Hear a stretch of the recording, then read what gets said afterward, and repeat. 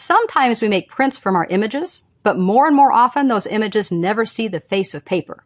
Instead, they're used electronically, whether it be for display, maybe in an online photo album, or used as an element on a web page or an email.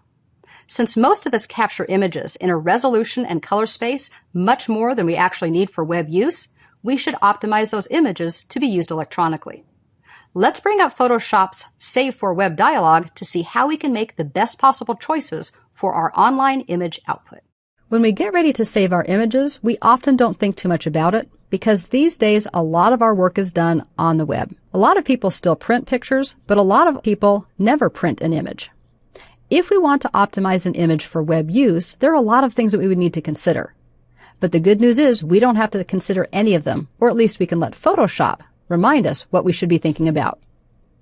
If we go up to the File menu, we can choose the Save for Web option.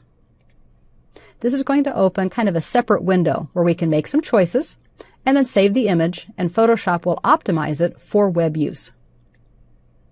One of the things you need to decide on, of course, is there a preset that I can use?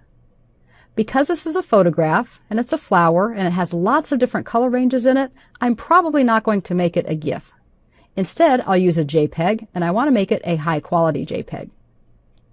This is going to put in a lot of the settings, and I may not need to adjust anything else. But it's always worth taking a look at what you want to do. You could change your quality if you wanted to manually do that. You could designate it to be a progressive image so that it does load a little bit better in the web browser. If it has color profiles that you're concerned about, those can be embedded as well. Because this is going to be used for the web, it does not need to be a CMYK image. Therefore, the default is to convert all of the colors to sRGB. You can do a preview based on the monitor color or some legacy information. We'll go ahead and leave it based on the monitor. And you can also choose if you want to include your metadata. Now that's a personal choice, but if you have any copyrights or any kind of information that you want to be part of the image as it's published, certainly leave that in. There are a variety of options that we have as far as working with color, but maybe one of the most important ones is all the way at the bottom where it relates to the image size. Usually when we take digital images, they're very, very large, and we don't think too much about that. We might want to reduce that, and we can do so here, keeping everything in proportion as well as working with the percentage. Now, once all of those settings are in place, the question is, now what? Well, now we need to see what options we have for actually saving the image. I'm going to move to the upper left-hand side and click the 4 Up tab that's near the top of the window. This is going to show me 4 different variations of the image. So one of the first things you might want to do is make sure that you can actually see your image, because it might be zoomed in.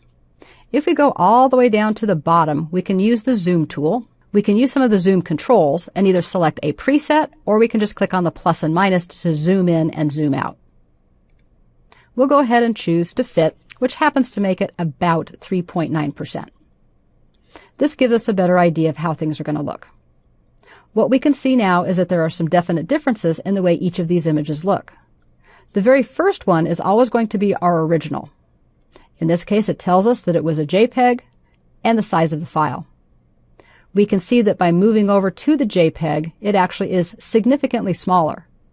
But it also says it's going to take 409 seconds using a dial-up connection, and that may or may not be acceptable. If we come all the way down to the bottom right, we can see that we're down to a 69-second load time.